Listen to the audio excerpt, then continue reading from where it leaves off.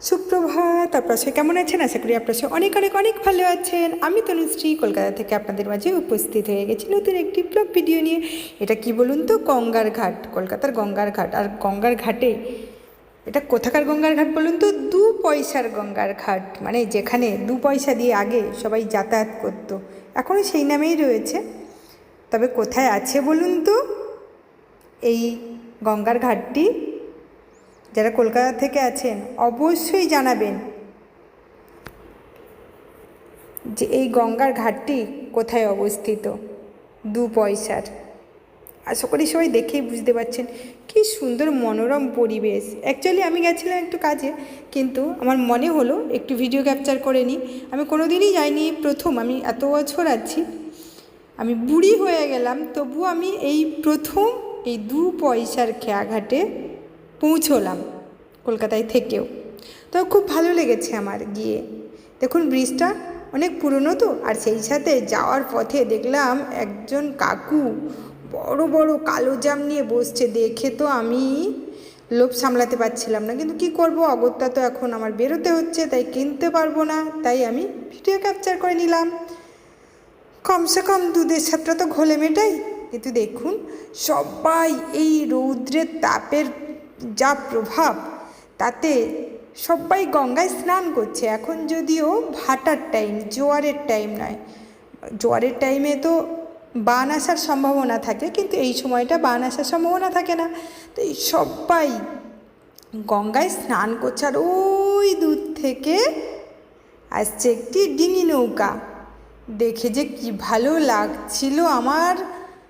এতক্ষণ এতটা জার্নি করে আসার পর বিভৎস কষ্ট হচ্ছিল, কিন্তু এই দৃশ্যগুলো দেখে আমার চোখ, আমার মন, আমার হৃদয় পুরো ভরে উঠল।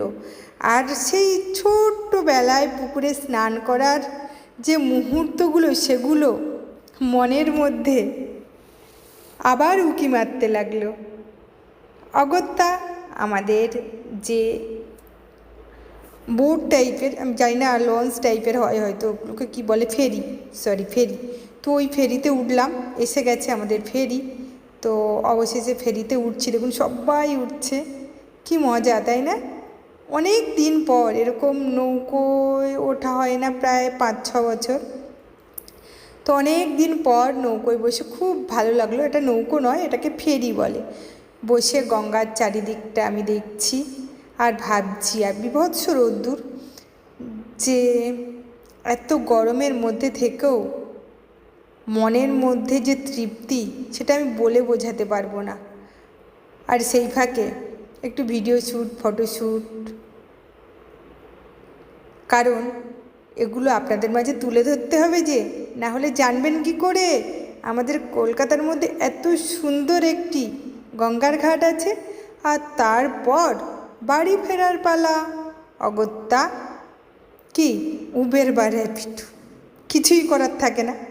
যারা একা একা, তাদের তো এরকমই হবে, র্যাপিডো বা ক্যাব বুক করে তোমায় যেতেই হবে। যেতে যেতে দেখুন রাতের পরিবেশটা আমাদের কলকাতার কি সুন্দর, তাই না? দেখলে প্রাণ মন পুরো ভরে উঠবে, যে কি ভালোই না লাগে।